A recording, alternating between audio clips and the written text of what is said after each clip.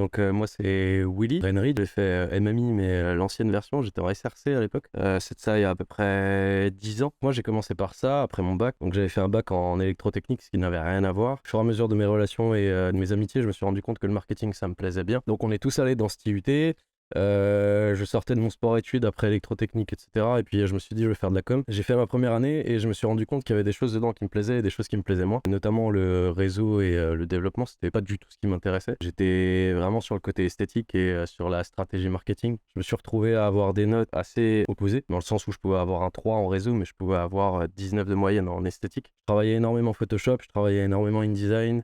Je savais ce que je voulais faire, je savais ce que je voulais pas faire. J'ai fait ce DUT, mais j'ai pas eu le diplôme, dans le sens où j'ai pas validé une UE et ils m'ont proposé de rester pour terminer cette UE et je ne voulais pas refaire une année. Donc du coup, je suis parti en BTS négociation relation client, dans lequel j'ai appris à commercialiser ce que je savais faire, mon savoir-faire. Donc au final, j'ai quand même validé un bac plus 2, mais je me suis retrouvé en alternance du coup commercial dans une agence de com qui s'appelait Click Plus à l'époque. Donc j'apprenais à vendre de la com, je savais faire de la com.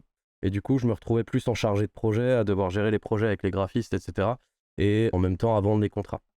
J'ai validé ce diplôme, je me suis lancé en freelance du coup. J'ai fait ce que font la majorité des étudiants. Mais à défaut de mes concurrents, entre guillemets, j'avais cette facilité à la vente parce que j'avais l'habitude de signer des contrats à 20-30 000 euros avec l'agence dans laquelle j'étais en alternance. À partir de là, je me suis retrouvé à m'associer avec Anthony Rush, qui est mon partenaire depuis plus de 10 ans, avec lequel on a lancé WA Publicité.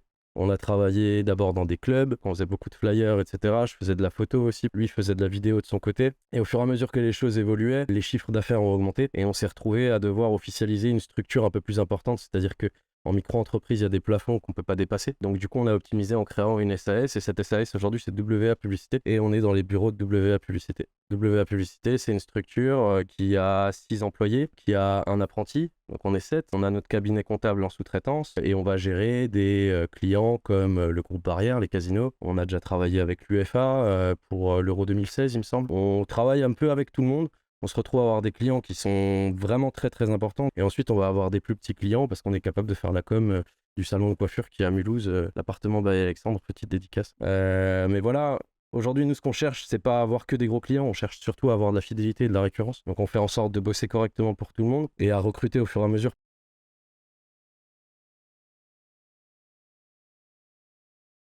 Pour qu'une agence de communication marche, il faut qu'on fasse un maximum de prestations. Dans le sens où à partir du moment où ton client peut aller ailleurs pour une presta que tu ne fais pas, tu peux perdre ce client parce que ça se trouve dans l'autre agence, ils feront ce que tu fais, plus ce dont il a besoin. Mon objectif, c'était de pouvoir tout centraliser dans une seule et même structure. Quand un client rentre chez nous, il a besoin de quoi que ce soit dans la com, on est capable de le faire. J'ai toujours appris à dire oui, même quand je sais pas. Et en fait, quand tu dis oui alors que tu sais pas, ça te pousse à évoluer. On vendait des sites, je savais pas les développer. Tu te rappelles, je t'ai dit, j'avais 3 de moyenne en dev. Au fur et à mesure, j'ai appris à développer, mais au final, j'ai appris que recruter des gens, c'était plus rapide pour moi. Donc du coup, aujourd'hui, on a recruté dans tous les secteurs. Et de cette manière-là, le client sortira pas de chez nous.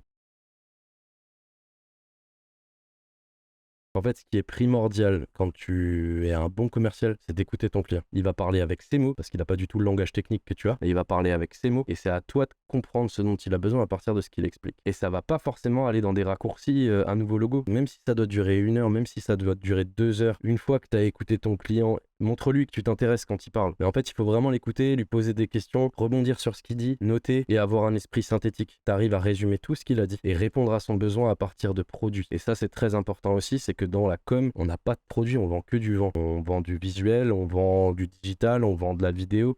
C'est pas matérialisé, quoi. C'est pas un produit que tu poses sur la table. Et c'est hyper dur de vendre un truc qui ne pèse rien, 2000, 3000 euros. Donc en fait, il faut que tu synthétises et il faut que tu transformes ça en produit. Une vidéo, par exemple, il faut que tu la matérialises assez par tes mots pour le faire rêver, le mec.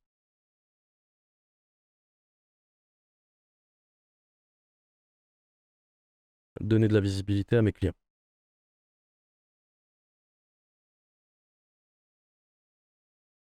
La clé pour n'importe quel graphiste, pour n'importe quel web designer, vous devez faire un choix. Dans un premier temps, c'est soit de vous dire que vous allez être salarié, vous pouvez gagner bien votre vie en étant salarié, vous n'aurez pas toutes les responsabilités d'entrepreneur qui sont importantes en France, mais c'est comme ça, c'est l'État qui veut ça.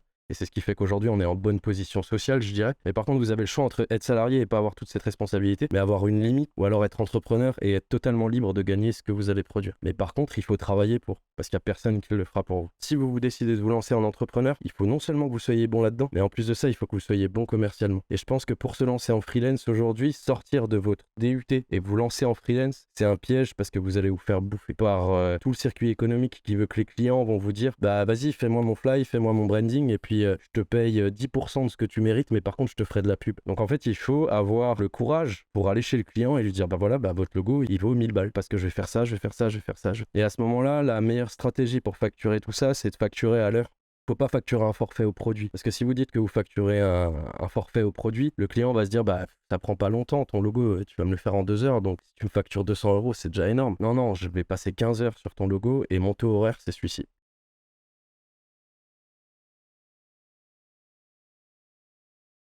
Si vous voulez vous lancer en freelance, il faut que vous fassiez une expérience commerciale, il faut que vous travailliez peut-être pour une agence en alternance. Je l'ai fait par défaut et je l'ai fait peut-être par instinct, mais effectivement, c'est ça qui m'a formé. Et c'est hyper important de d'oser se lancer et d'oser se planter. Vous pouvez vous tromper. Pendant des mois, je facturais moins que ce qu'il fallait. Je me suis pris des carottes aussi parce que certains clients m'ont pas payé. Mais par contre, il faut avoir ce courage de se dire, bah, je vais me lancer et peu importe ce qu'il adviendra, j'ai peut-être une sécurité derrière avec mes parents ou alors j'ai mis un petit peu de côté, bah, pendant ce temps-là, je vais essayer. Et mon ancien patron m'avait dit, si tu rentres pas par la porte, rentre par la fenêtre.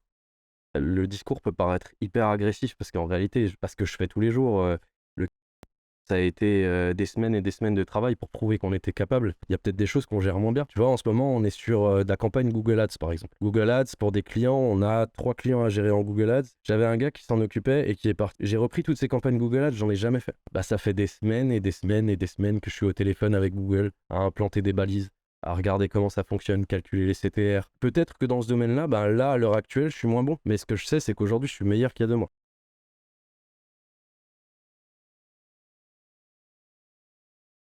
Mes premiers clients, je les ai générés à partir de mon propre réseau, dans le sens où j'ai travaillé dans les clubs, ce que j'avais dit avant. Je faisais des flyers faits, j'en ai tellement fait pour tellement de clubs différents. On s'en rend peut-être pas compte, mais il y a énormément de trafic là-dedans. Et en fait, tu te crées plein de connaissances. Et ces connaissances, elles vieillissent comme toi. Et elles ont des projets comme toi. Et au fur et à mesure du temps, en fait, les gens m'appelaient parce qu'ils savaient que c'était moi, par exemple, le photographe de base dans le club, bah, ils m'appelaient pour de la photo. Tout ce réseau-là s'est développé au fur et à mesure. Il faut que faire du réseautage. Il faut être visible, il faut rencontrer des gens, il faut parler avec les gens. Il faut pas leur parler pour leur vendre de la com. Il faut pas venir et toquer parce que sinon ça revient à être commercial comme du porte-à-porte. Et par contre, il faut rencontrer les gens et déceler les éventuels besoins ou les éventuels réseaux qui peuvent t'apporter aussi. Et attention aussi, tu vas avoir tendance à t'entourer que des gens pour le business. Tu t'enfonces dans le business et t'as plus de relations amicales saines. J'ai compris à 4-5 ans, je fréquente plus des gens que pour le business.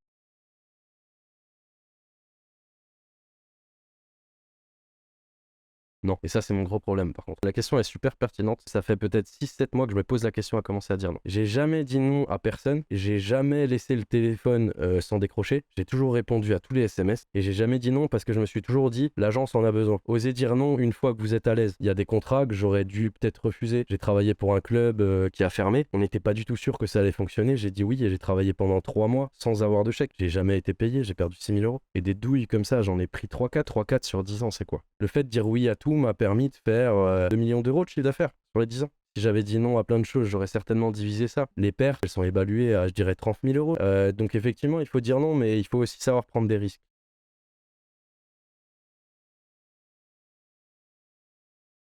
Ok, Sandro Matera et moi, on est à 2 parcours totalement différents.